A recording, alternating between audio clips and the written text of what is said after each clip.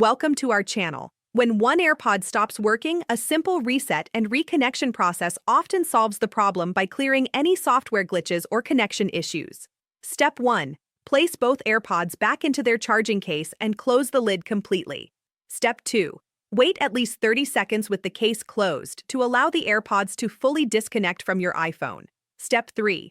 Open the lid of the AirPods case while keeping both AirPods inside. Step 4. On your iPhone, open the Settings app and tap on Bluetooth. Step 5. Find your AirPods in the list of devices and tap the iInfo icon next to them. Step 6. Tap Forget this device and confirm by tapping Forget device in the pop-up message. Step 7. Close the Settings app and return to the home screen. Step 8. With the AirPods still in their open case, locate the small setup button on the back of the charging case. Step 9.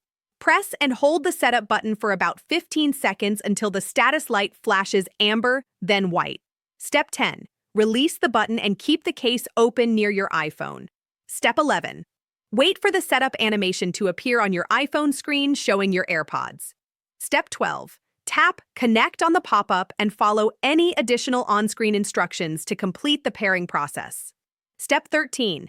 Test both AirPods by playing audio and ensuring sound comes from both earpieces. Step 14. If the problem persists, clean both AirPods and the charging case contacts with a dry, lint-free cloth to remove debris.